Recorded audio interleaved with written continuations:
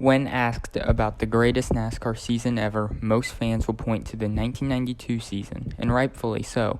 However, I do not believe that the 1992 season fits the bill for the craziest NASCAR season ever. Sure, 6 drivers were in contention for the title, and out of them all, it was Alan Kulwicki, the underdog, who took it home. But NASCAR was able to keep control of the events, and at the end of the season, there was no doubt that he had won it all. The 2015 season, however, was an entirely different story. Before, during, and after the season, there were many controversies that left many fans on their feet and others shaking their heads. This is the story of the 2015 NASCAR season, the craziest season ever. It is November 2015 and NASCAR's season is ending with the final race of the season at the Homestead Miami Speedway. 4 drivers are going into the race with an equal chance to win the title, but how did they all get to this point? Let's start with the guy on the far left, Jeff Gordon. Gordon had been a NASCAR Cup Series driver since 1992 and had captured 4 championships throughout the 90s and early 2000s.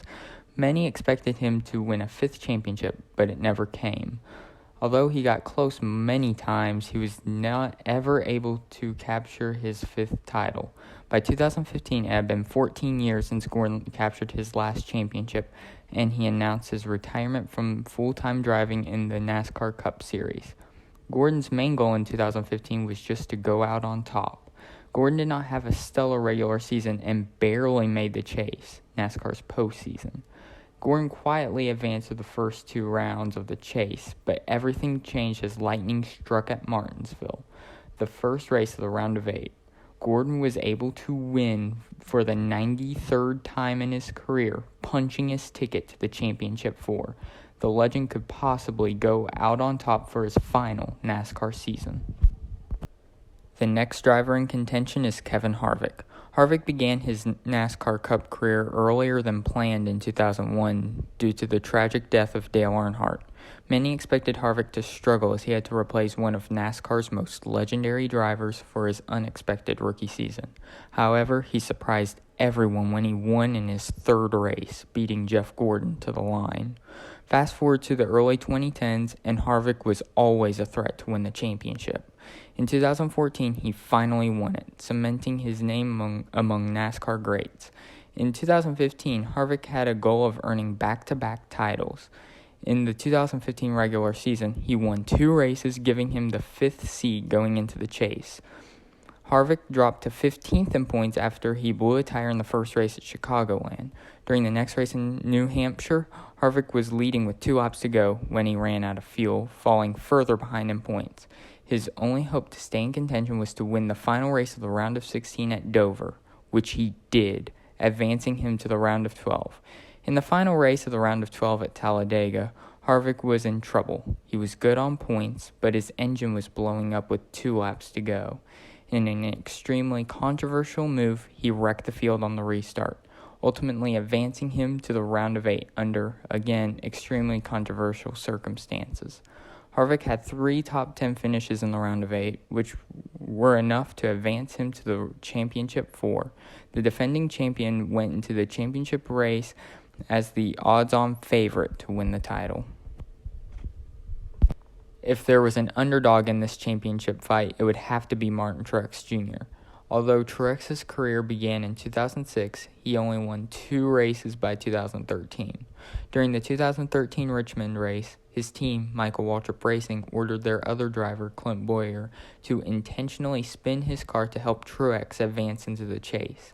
NASCAR got hold of the radio messages to the drivers, and Truex was penalized significantly and let go from Michael Waltrip Racing. His new team for the 2014 season, Furniture Row Racing, was a significant downgrade from Michael Waltrip Racing. Truex ran mid-pack during the 2014 season and only led 1 lap that year, but in 2015 the team made wholesale changes by hiring a new crew chief, Cole Pearn. With his new crew chief, Truex immediately became more competitive, even winning the Pocono race. Truex entered the chase as a 10th seed. Despite not winning any races during the chase, he was consistent and avoided the chaos, enough to advance to the championship 4. If Truex were to win the title, it may be the greatest underdog story in NASCAR's history. The last championship contender is Kyle Busch. Busch began his NASCAR Cup career in 2005, but early in his career, he was known for his inconsistency and his ability to get himself into controversy. Because of these two traits, he was never too big of a threat to win a championship. Everything changed in 2015 when, in the drive for COPD 300, a Daytona 500 preliminary race, Kyle Busch broke his right leg and left foot in a terrifying crash. These injuries forced Busch to miss 11 races in the NASCAR Cup Series. NASCAR granted him a chase waiver when he came back, meaning if he were in the top 30 in points and won a race in the regular season, he could automatically advance to the chase, and when he did.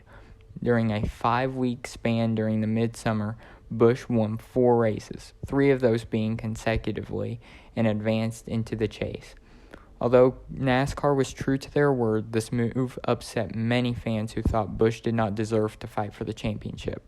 Like Truex, Busch did not win any races during the chase, but he was consistent enough to advance to the championship 4. Could we potentially witness the biggest comeback story in NASCAR's history? When looking at the stat book for the 2015 season, something feels wrong. Why are these drivers fighting for the title when others like Jimmie Johnson, Dale Earnhardt Jr., and Joey Logano are not? Jimmie Johnson began the season with 4 wins in the regular season, earning him the number 1 seed in the chase. Johnson began the round of 16 with finishes of 11th and 6th, which many expected would be enough to advance him to the round of 12, but his car broke an axle seal at Dover. This led to a 41st place finish, which knocked Johnson out of the chase in the first round. As for Dale Earnhardt Jr., he won 2 races during the regular season, earning him the 6th seed for the chase. In the round of 16, Earnhardt tied with Jamie McMurray for the last transfer spot into the round of 12. Earnhardt won the tiebreaker with a 3rd place finish at Dover. During the round of 12, Earnhardt had 2 abysmal finishes of 28th and 21st at Charlotte and Kansas respectively. To advance to the round of 8, Earnhardt would have had to win at Talladega, statistically his best track. When Harvick wrecked the field on the final restart, Earnhardt was running in 2nd, just short of the win. He would fail to advance to the round of 8. Potentially the most intriguing story of misfortune in 2015 is Joey Logano. Logano won the Daytona 500 and 2 other races during the regular season to earn him the 4th seed leading into the chase. During the round of 16, Logano had 3 top 10 finishes, which advanced him to the round of 12 with ease. During the round of 12, Logano went on a roll, winning every race in the round, but it wasn't without its controversies.